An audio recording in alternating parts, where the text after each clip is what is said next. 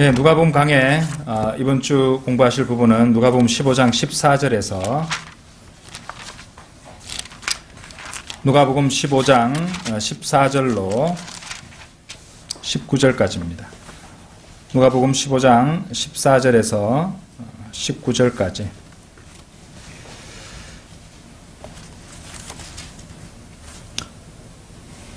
예, 다 찾으신 줄 알고 제가 받들어 읽겠습니다. 그가 모든 것을 탕진한 후에 그 나라에 큰 기근이 들어 궁핍하게 되기 시작하니 그가 나가서 그 나라 백성 중 한 사람에게 더부살이를 하게 되었더라. 그 주인이 그를 자기 농지로 보내어 돼지를 치게 한지라. 그 돼지가 먹는 곡식 껍질로 배를 채우고자 하였으나 그에게 주는 사람은 아무도 없더라. 그때 그가 자신을 돌아보고 말하기를 내 아버지의 많은 품꾼들은 먹을 것이 풍족하고도 남는도다. 그런데 나는 굶어 죽어가는도다. 이제 내가 일어나서 내 아버지께로 가리라. 그리고 이렇게 말하리니 아버지여, 내가 하늘을 거역하여 아버지 앞에 죄를 지었나이다. 나는 더 이상 아버지의 아들이라고 할 만한 자격이 없나이다. 나를 품꾼의 하나로 삼아주소서 하리라 하고. 네, 탕자의 비유. 지난주에는 당신도 먼 나라에 있는가? 첫 번째로 말씀드렸죠. 탕자의 비유. 오늘은 두 번째 시간입니다. 탕자의 비유는 준비를 해보니까 제가 4번 이제 설교 말씀을 드려야 될 것 같습니다. 오늘은 그 두 번째 시간입니다. 탕자의 비유 두 번째. 구원에 이르는 회개란 무엇인가? 구원에 이르는 회개란 무엇인가? 라는 제목으로 말씀을 증거하겠습니다. 우리는 지난 시간에 먼 나라로 가서 자신이 받은 재산을 모두 탕진해버린 그런 어리석은 작은 아들의 모습을 보았습니다. 오늘은 그 다음 이야기예요. 이제 탕자, 그 작은 아들은 돈이 다 바닥나고 말았습니다. 돈이 다 바닥나고 나니까 이제 소위 말하던 이 친구들도 하나 둘 그의 곁을 떠나가고 맙니다. 결국 돈이 다 떨어지고 나서 그는 자신에게 진정한 친구가 단 한 명도 없었다는 것을 깨닫게 되었던 것이죠. 여러분이 만일 진짜 친구가 누구인지 알길 원한다면 여기에 좋은 방법이 있습니다.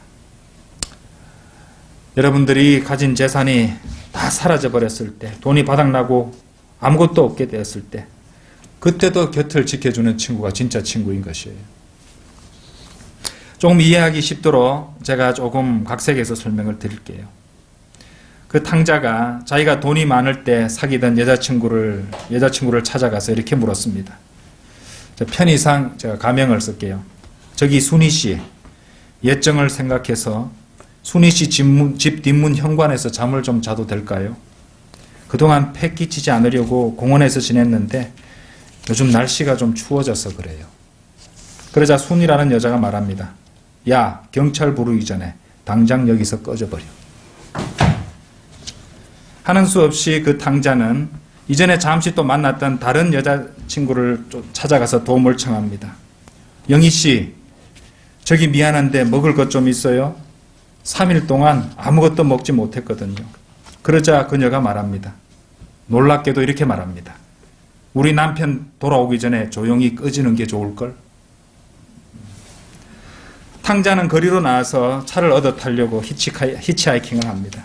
그런데 아무도 그를 태워주려고 하지 않습니다. 어떤 차가 그를 보고 속도를 줄이기 시작했어요. 하지만 조수석에 앉은 아내가 운전대를 잡은 남편에게 말합니다. 아이고, 당신도 참 저런 사람을 태웠다가 강도라도 당하면 어쩌려고 그래요, 요즘 같은 세상에. 그 차는 다시 속도를 내고 탕자를 지나쳐 가버립니다. 바로 이런 일을 탕자는 겪고 있었던 것이에요. 자신의 모든 재산을 다 허비해버리고 말했습니다. 15장 15절 보세요. 그가 나가서 그 나라 백성 중 한 사람에게 더부살이를 하게 되었더라. 그 주인이 그를 자기 농지로 보내어 돼지를 치게 한지라. 저 앞부분부터 볼게요. 그가 나가서 그 나라 백성 중 한 사람에게 더부살이를 하게 되었더라. 자, 이 말씀 보십시오. 바로 세상과 마귀의 종이 되고 있는 것을 보여주는 그림입니다. 그죠? 그 뒤 말씀도 보세요. 그 주인이 그를 자기 농지로 보내어 돼지를 치게 한지라. 여러분들 유대인들은 돼지고기가 금지된 고기예요. 허용되지 않는 고기입니다.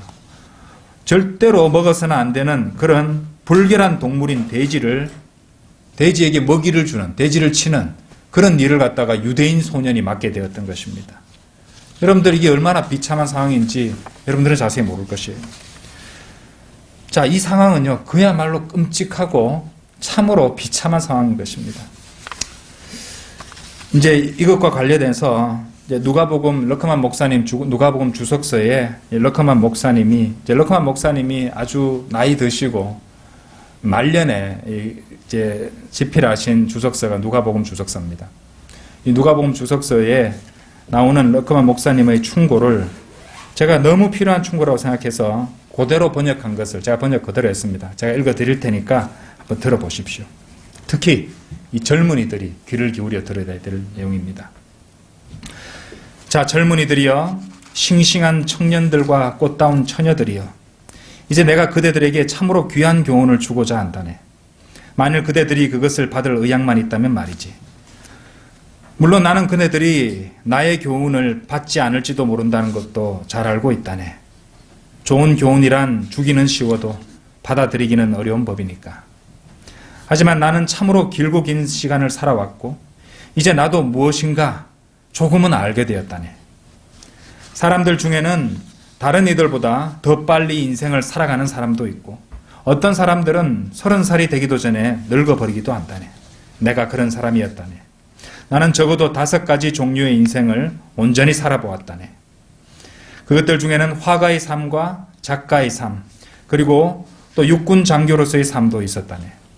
내가 노력했지만 완전한 경지까지 이르지 못한 삶도 있었는데 그것은 바로 농부의 삶이었지. 그러나 나는 나의 90년이 넘는 인생길에서 참으로 많은 것을 보았고 많은 것을 해보았다네. 자, 이제 푸릇푸릇한 인생의 청춘기를 보내는 그대들에게 아주 중요한 교훈을 말해주겠네. 그것은 바로 만일 그대들이 세상과 어울리다가는 그대들은 결국 세상의 돼지들을 치는 일을 하게 될 것이라는 점이네. 사랑하는 그리스도인 젊은이여, 세상이 그대에게 박수를 보낸다면 우쭐해하지 말고 똑똑히 박수를 치는 그 손들을 응시하여 보기를 바라네. 왜냐하면 그 손뼉치는 손들에서는 예수 그리스도의 피가 튀고 있을 것이니 말이네. 그대는 참으로 생각해 보아야 하네. 세상이 그대의 구주를 십자가에 못 박았는데 어찌 그대는 그 세상과 어울려 노닥거리려고 애를 쓰는가 말이네. 잘 듣게. 세상이 그대를 다 써먹고 나서 어떻게 할 것인지 아는가? 결국 그대를 밖으로 던져버리고 돼지나 치게 만들 것이네. 그러면 어떻게 될 것인지 아는가? 그대는 그 돼지들이 먹는 곡식 껍질조차도 먹지 못하게 될 것이네. 사랑하는 젊은이들이여, 이 노 목사의 말을 꼭 새겨 듣기 바라네. 여러분 어떻게 생각하십니까? 참으로 젊은이들뿐만 아니라 우리 모두가 새겨 들어야 할 그런 귀한 교훈이라고 저는 생각합니다. 15절에 대한 설명은 이것으로 충분하다고 생각합니다. 그렇죠? 예, 다시 누가복음으로 돌아오셔서 15장 16절입니다. 그가 돼지가 먹는 곡식 껍질로 배를 채우고자 하였으나. 자, 그는 이 먹을 것을 충분히 얻지 못하고 있었습니다. 긴급 배급 식량 그 정도의 양만 받아서 겨우겨우 목숨만 연명하고 있었던 것이죠. 돼지 치는 일을 해도 그러니까 겨우 죽지 않을 정도로만 먹을 수 있었던 것입니다. 그는 너무 배가 고파서 돼지가 먹는 곡식 껍질이라도 먹고자 했던 것이죠. 16절 나머지 부분도 보세요. 그에게 주는 사람은 아무도 없더라. 참으로 비참하지 않습니까? 그에게 주는 사람은 아무도 없더라. 세상과 어울린 대가가 이렇습니다. 그는 내일이 없는 것처럼 자신의 돈을 막 써버렸죠. 던져버렸어요. 말 그대로. 지금은 그런데 내일이 없는 것처럼 그렇게 막 쾌락을 쫓아면서 살았는데 지금은 전혀 생각지도 않았던 그 내일에 살고 있었던 것입니다. 먹고 마시고 즐거워하자. 내일이면 죽으리니. 이런 말들을 외치는 사람들이 있습니다. 예, 우리나라 사람들도 막 술자리에서 먹고 죽자 이런 말을 하는 사람들이 있습니다. 하지만 만일 내일이 되어도 죽지 않는다면 그들에게 무슨 일이 일어나게 될까요? 그 일이 바로 탕자에게 일어나고 있었던 일이죠. 그가 어려움에 처해 있을 때 아무도 그에게 친절을 베풀어 주지도 않습니다. 도와주려는 사람도 단 한 사람도 없습니다. 심지어 그를 돼지치기로 고용한 그 주인마저도 도와주려 하지 않았고, 혹시나 도움 줄까 바라보고 있던 정부도 도움 주지 않았어요. 아무도 그를 도와주려 하지 않았던 것입니다. 16절 말씀대로 그에게 주는 사람은 아무도 없더라. 바로 그런 상황이었던 것이에요. 17절입니다. 17절. 그때 그가 자신을 돌아보고 말하기를. 그때 그가 자신을 돌아보고 말하기를. 자, 여기 이 말씀에 대한 해당하는 영어 킹제임스 표현은요. And when he came to himself. And when he came to himself. 이런 표현이에요. 근데 원래 come to oneself라는 표현은요.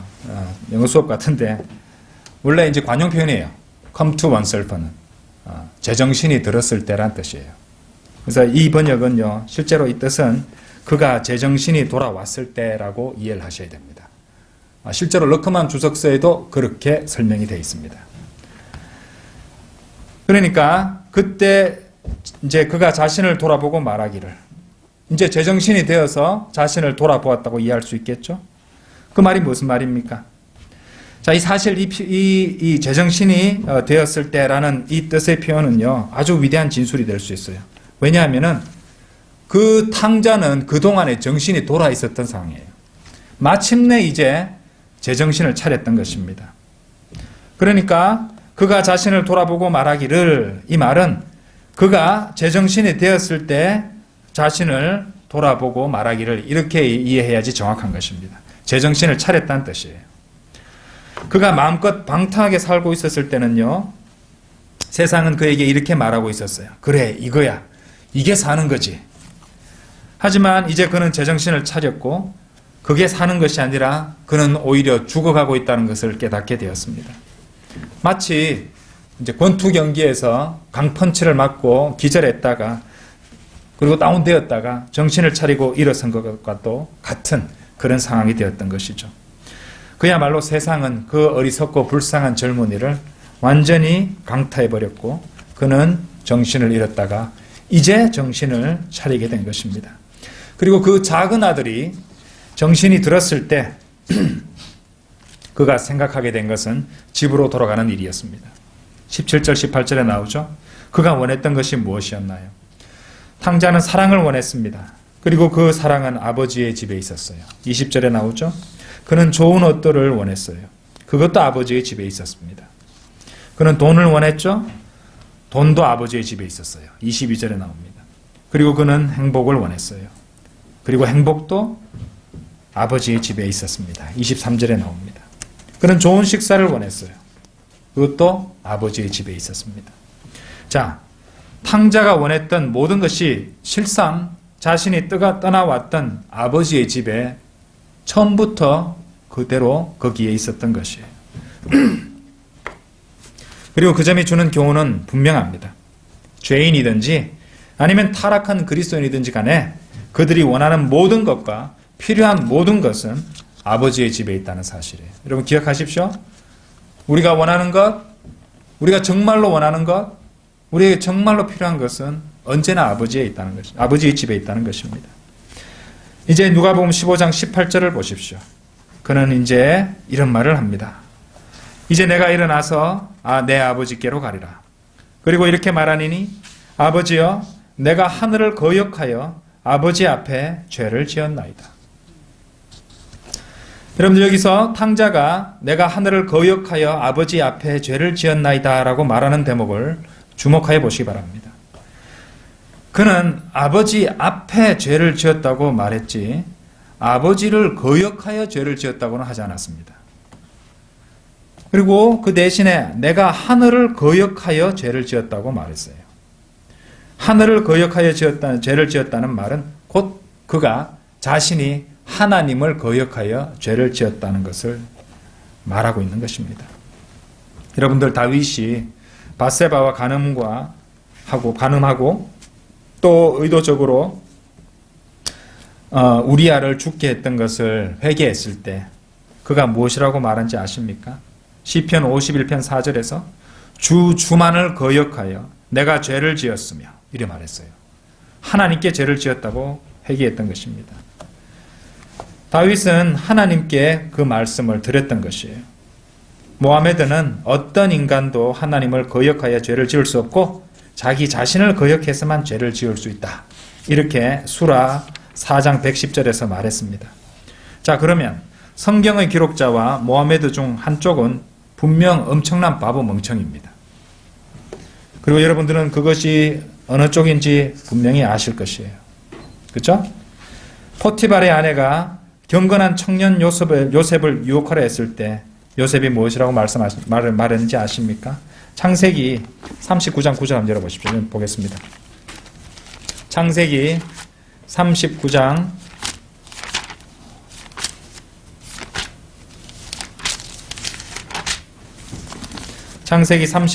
9절. 이 집에 나보다 더 큰 사람은 없으며 당신 말고는 나에게 아무것도 금한 것이 없으니 이는 당신이 그의 아내임이라. 그런데 내가 어찌 이 큰 악을 행하여 하나님께 죄를 지으리까 하더라. 요셉은 이제 이집트로 팔려갔잖아요. 그래서 이제 파라오 그 관원 경호대장 포티발의 집에 팔려와서 그 집안의 모든 일을 관리하는 그 역할을 맡게 됩니다. 그런데 이 포티발의 아내가 아주 엄란한 여자였어요. 그리고 요셉을 보니까 요셉이 외모가 아주 잘생기고 수려했나 봅니다. 어머니 라헬을 닮아서 아주 외모가 출중했던 것이에요. 그러니까 요셉이 그렇게 관리도 잘하고 잘생긴 모습을 보면서 마음에 품고 있었겠죠. 그래서 같이 이제 동침하자고 유혹하는 대목이에요. 그때 요셉은 그녀에게 내가 어찌 이 큰 악을 행하여 하나님께 죄를 지으리까 이렇게 말했던 것입니다. 그래서 12절에 보세요. 요셉은 그런 죄의 유혹에서 최선을 다해서 도망하여 빠져나왔더라 이렇게 말하는 것입니다. 그리스도인이 죄의 상황에 빠졌을 때는요, 이 12절 말씀대로 해야 됩니다. 그죠? 도망하여 죄를 보고 죄를 지을 가능성이 보이면 도망해서 빠져나와야 되는 것이에요. 나는 내가 잘 커버할 수 있어. 그리고 교만하게 있다가는 금방 희생되고 만다는 것입니다. 그래서 이 말씀처럼 죄는 우리가 분명히 알 수 있는 것은 한 사람이 죄를 지을 때 그 죄는 하나님께 짓는 것이라는 것을 반드시 아셔야 된다는 것이에요. 그럼 그리스도인이 죄를 짓는다는 것이 얼마나 하나님께 큰 배반이고 배신 행위인지 아셔야 되는 것입니다. 왜? 하나님께 짓는 죄거든요. 자신을 구원해 주신 하나님께 죄를 짓는다는 것이 얼마나 나쁜 짓입니까? 누가복음 15장 18절에 나오는 말, 내가 죄를 지었다는 그 편이 있죠. 예. 내가 하늘을 거역하여 아버지 앞에 죄를 지었나이다. 내가 죄를 지었나이다. 성경을요 찾아보면은 이 말을 성경에서 했던 사람들이 몇 명이 있습니다. 그리고 지금부터 살펴보는 이 말들을 했던 이 사람들은 공통점이 한 가지 있는데, 우리가 살펴보는 이 말을 했던 내가 죄를 지었나이다라고 회개하고 자백하는 것이에요. 이 말을 했다는 공통점 외에 또 분명한 공통점이 하나 있는데, 그것은 이 사람들 모두가 지금 지옥에서 불에 타고 있다는 것이에요. 자, 먼저 파라오입니다. 출애굽기 9장 27절 보세요. 출애굽기 9장 27절.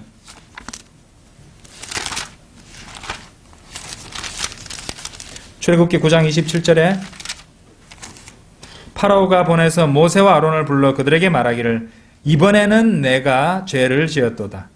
한번 보세요. 그죠? 이번에는 내가 죄를 지었어. 나는 원래 괜찮은 사람인데, 나는 회개할 거 크게 없는 사람인데 이번에는 내가 죄를 지었어. 그렇죠? 이번에는 내가 죄를 지었도다. 주께서는 의로우시나 나와 내 백성은 악하도다. 파라오의 회개 수준을 보십시오. 발람도 그런 자백을 했습니다. 민수기 22장 34절 보세요. 민수기 22장 34절.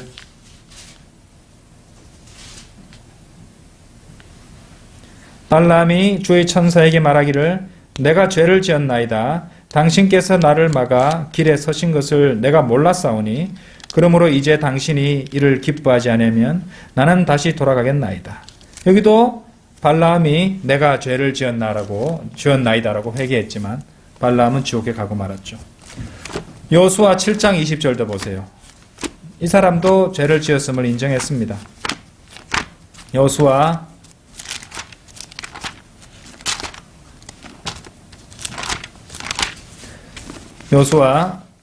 7장 20절.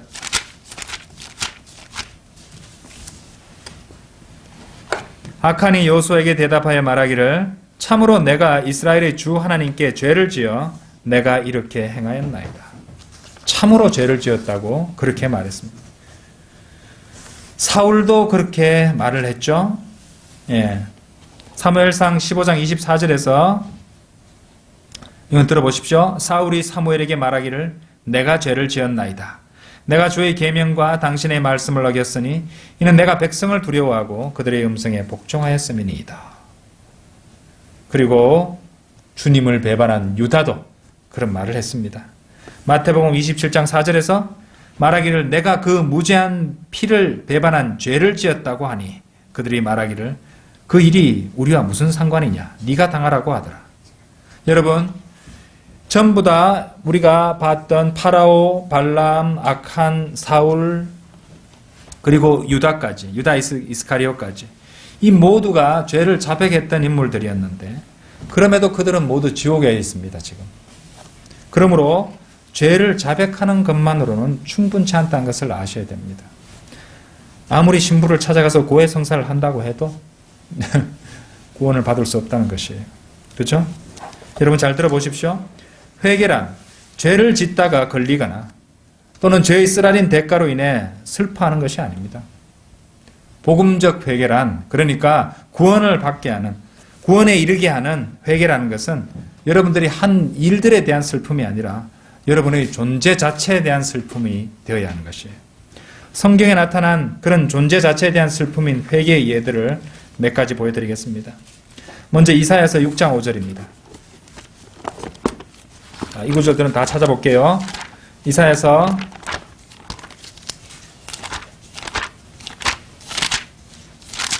6장 5절. 그때 내가 말하기를 내게 화로다. 내가 끊어졌도다. 이는 내가 불결한 입술을 가진 사람이며 내가 불결한 입술을 가진 백성 가운데 거하면서 내 눈으로 왕 곧 만군의 주를 베었음이라 하였더니.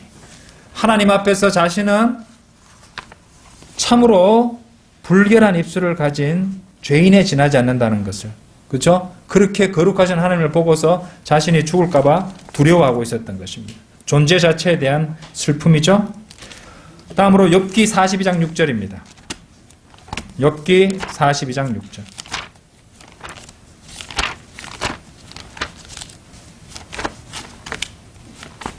욥기 42장 6절.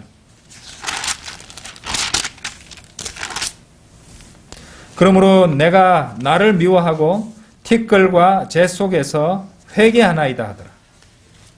보셨습니까?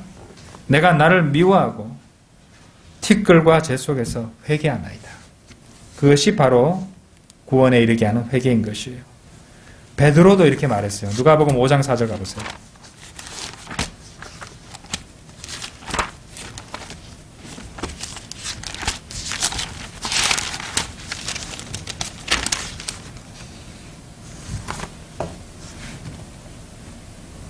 (5장 8절입니다. 죄송합니다.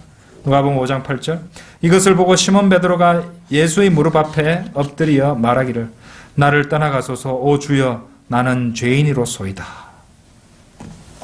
이런 회개가 구원에 이르게 하는 복음적 회개인 것입니다.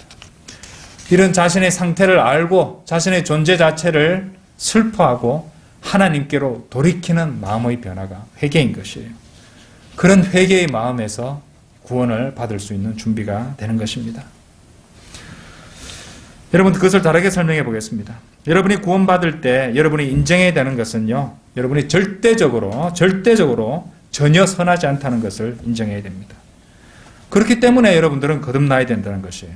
뭐 하나 조금이라도 깨끗한 게 없기 때문에 나 스스로 나의 의로서는 절대로 내가 어려워질 수 없다는 것을 인정해야 되는 것이에요.